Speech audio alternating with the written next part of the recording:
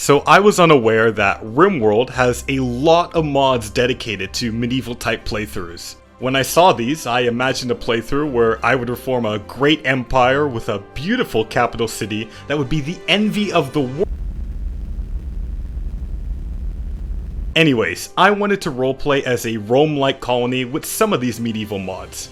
I picked a Renegade Lord start, which gives me 6 colonists, but not many resources at the start, along with some very upset people chasing after me. I would settle in a nice temperate area, and of course, since we are Romans, I'm gonna have a domination related ideology. But now it's time to meet our initial crew. Adelia is the noble who started this whole adventure and convinced the other 5 colonists to follow him. So, no surprise, he specializes in social skills, but knows how to hold his own and is very well read. Timur is a merchant, and his many experiences traveling abroad made him competent in speech, handling different types of animals, and knowing how to prepare different types of food. Marcel was experienced in combat with his years as a knight, but despite his violent job, he had a very caring heart for animals. Maya had dedicated her life to studying alchemy, and she became very knowledgeable about medicine, plants, and cooking. Ramirez had spent decades practicing medicine as a barber surgeon, making him very good with his hands at healing and crafting. And finally, Bologna.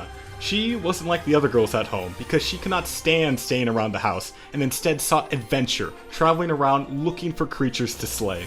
Although the odds are stacked against them, they're gonna try to make something out of this land. But the gang could barely set all their stuff aside before their pursuers were already here. The colonists suited up and got ready to fight them because they weren't gonna let their dream die before it even began. But luckily, Atant wasn't really sending their best because they thought the best way to attack us was to do it piecemeal where I could easily handle them.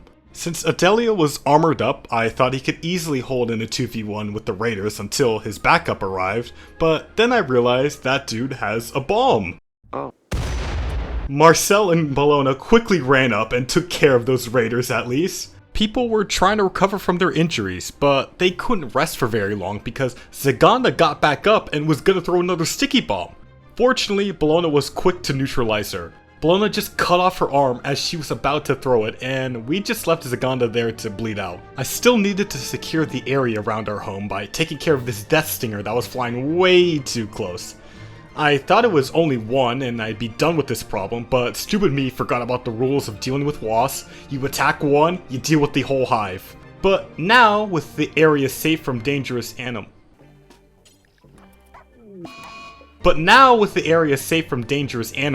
we could declare this settlement as Rome. With Rome established, we get an event that a young girl named Larson wants to join the colony. And seeing that she is Ramirez's sister, of course I have to let her in. But unfortunately for Larson, there won't be a happy family reunion here because Ramirez is in a very bad mood and was going around randomly insulting people. And Larson just wanted to relax at her new home by looking at the sky, only to get her ego completely destroyed by her own brother. Your life is nothing. You serve zero purpose. You should kill yourself now. The poor girl was on the verge of having a mental breakdown when Ramirez finally stopped. But it ain't all bad. We got an event to get some chicken, so now we have a very nice food source. Since Rome was official, it was about time for Adelia to declare himself as the boss of this colony. And his first order of business was making his girlfriend Maya Rome's official chaplain. As we became more organized, this attracted more attention, but at least this group was small. Barely had to fight them before they realized they should just leave us alone. The wounded man they left behind had a lot of potential for us, so we took him in to recruit. We were gonna need as many people as possible to build this place up, while going out and exploring surrounding structures. But Rimworld couldn't let me be too successful too fast, so they threw a heat wave at me. And I kinda fumbled my response to this, so as a result, both Larson and the prisoner, Wolf, were coming down with a serious case of dying from heat stroke. I tried to make an area that would allow Larson to recover, but I was really cutting it close.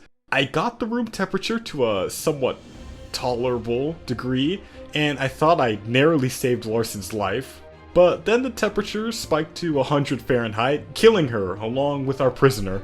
We made a sarcophagus for Larson, so she'd at least rest in a good place, but I gotta say, Timur, I'm not sure how I'm supposed to feel about this art you put on it. Soon, a wild woman wanders around Rome, and despite her apparent disdain for civilization, she would be a great asset to it, so I go out and tame her. It wasn't even that hard. Timur just grabbed her and said, "You live here now." I figured it was about time we did a raid against another settlement, since people were really starting to get upset about it, among other stuff. It does get pretty frustrating that I set up a party to conquer a settlement, and while they're setting up to leave, Ramrus has a breakdown because we haven't conquered anyone. After he calms down, we arrive at the hunting site, catching the people there completely off guard. Imagine being this poor woman, just trying to keep your hunting site free from bugs, and then 3 people just run behind you and beat you up. But it could be worse. At least she has her head. So now we have a potential slave for our colony, and I gotta start making space for slaves here after she agrees to be a slave. Soon, a large raiding party descends upon us, and I have to make sure all hands are available to fight these people off, even our new slave. I form a line to hold them off, but one tries to go directly for my archer, so I send Edsels to deal with him. But I should have figured the 66-year-old woman wasn't a great fighter. She barely damages Boga and gets one-tapped by that Ikwa. Maya and Bellona are able to contain the raiders, but as for that 66-year-old woman stabbed in the heart, yeah, she's a goner. But we had more important things to think about anyways. There was an old castle with treasure nearby to explore. There were some warnings about a hidden danger in this castle, but all it turned out to be was some rabid squirrels. So we basically got all this nice stuff for free. We found silver plate armor, weapons, and plenty of alcohol. When they got back, we soon got another quest to do peace talks with another faction, and it was right next to a camp I wanted to raid. So once I send them away, cowardly bandits see their chance to attack Rome while it's at half strength. And I can see why they did it because they really can't put up a good fight against me, but at least one of them has the potential to be a very productive slave for our settlement. With all these successes, I thought it would be a great idea to have a party to keep everyone's mood up, but these guys just don't know how to have a good time. Later on, some guests come over and really don't enjoy their stay, but as they were walking out, a pack of man-hunting rats just ran up on them. Thankfully, they took care of them, but they just left their friend to die from their injuries. At least I was around to do the honorable thing and save him. But soon, drama was starting in the colony when Maya decided to break up with Adelia after being together for over half a year at this point. Heartbroken and distraught, he made a quip about balloons to her and then walked away crying. The next day, 2 other factions were gonna have a fight outside our walls, and since I was friendly with House Soren, I was gonna send some people to help their fight against House Oswin. And once the fighting started, I quickly realized I picked the wrong horse to bet on.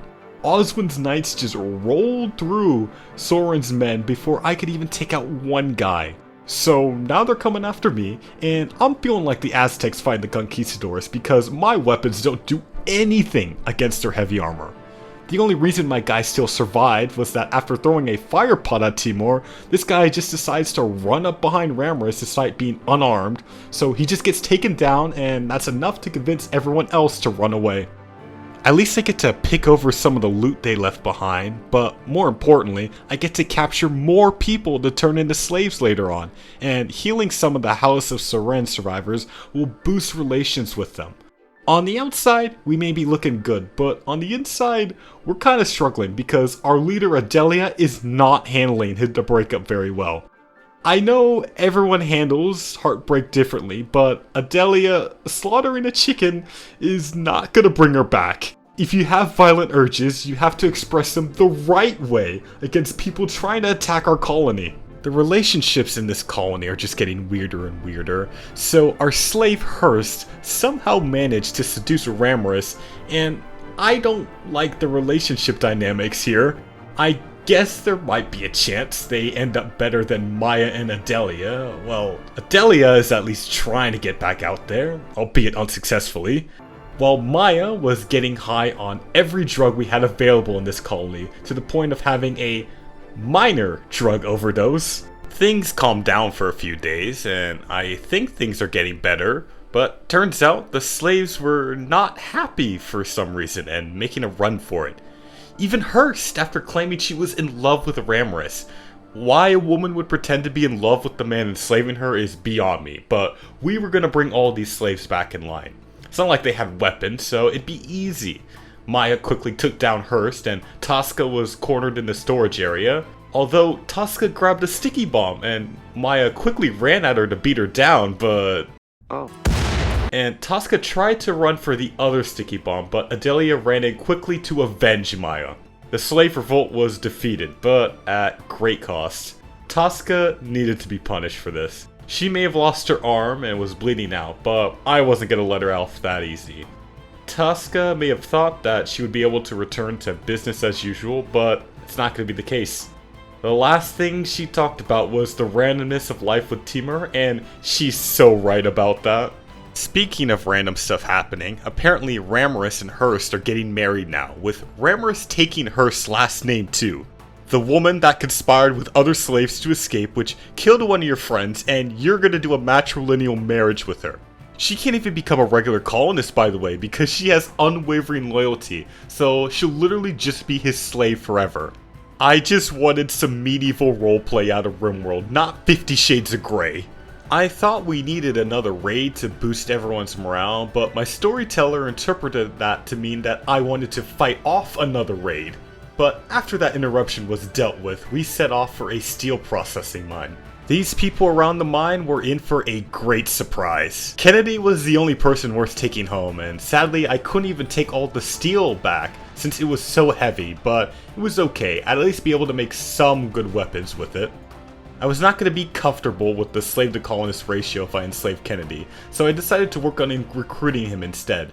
But I guess Kennedy really is a bad luck charm because I was soon challenged with the biggest raid I'd ever faced.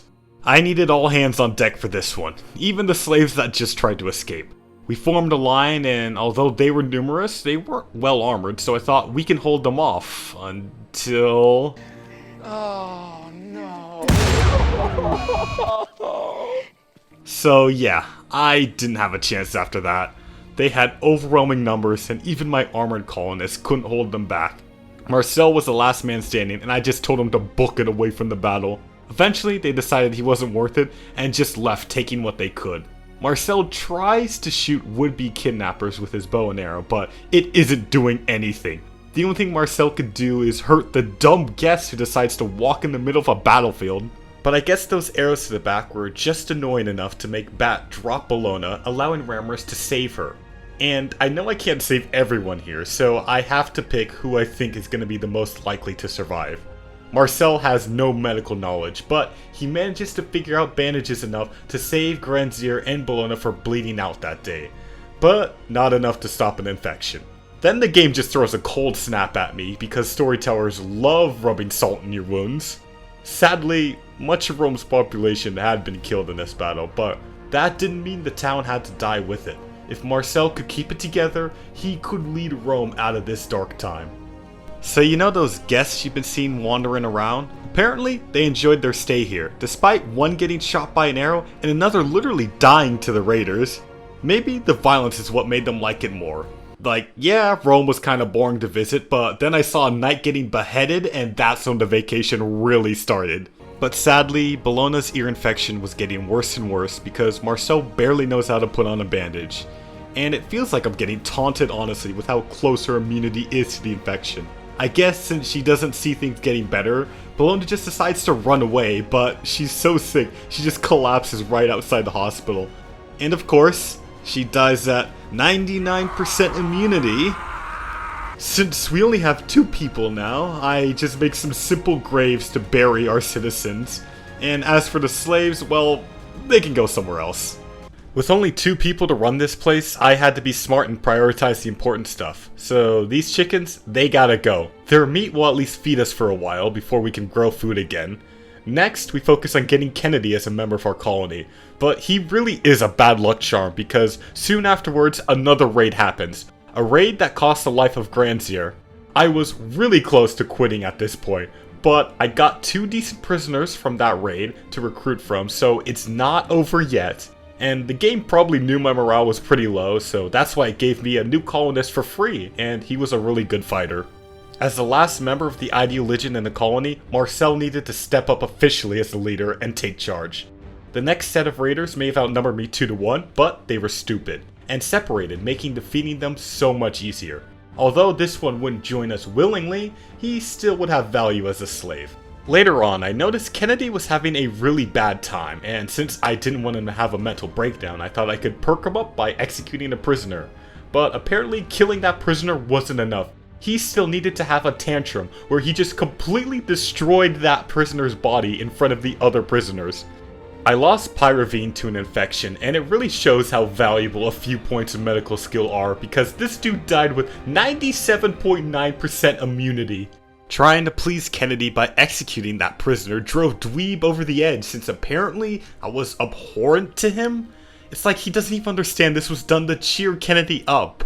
But finally, after weeks of convincing, Bennett and Doc are finally open to the idea of joining the colony. But when Doc joins, it comes with a cost. Our Ideal Legion is changing to what they believe now. So I guess we just have to accept cannibalism is in now. It's a small price to pay, but at least the settlement is running properly again, and I can finally start planting crops to eat instead of getting food the old-fashioned way. We had a slave trader come by soon, and we were able to get another colonist and slave, taking our population back to when we first started the colony. Sadly, that caravan walked right into manhunting alpacas right outside my walls. And one of them had the bright idea when a bunch of their friends were in melee range to throw a sticky bomb in the middle of everything. I'm just saying guys, don't use combat extended with the medieval mods. These sticky bombs have turned into the bane of my existence. Barely a day later, and a major raid comes, and I don't think too much of it because they're just tribals. I should be able to win this easily. I prepare a formation to hold off the barbarians until Bennett decides he can't take the pressure because he skipped a meal today. And he was our best equipped guy, and I try to replace him with the slave, but it's just not the same. I mean, there wasn't much I would be able to do anyways because I was not ready for the fact that these tribals could just breathe fire on us. So you can easily imagine how the rest of this fight turned out for us. It was pretty much over for Rome at this point. People were either burning, bleeding out, or being kidnapped. But I guess Marcel put all his points into luck because his kidnapper collapses due to bleeding out, and he only received minor injuries from this battle. So he gets some of his strength back and walks past the aftermath of the battle to treat himself.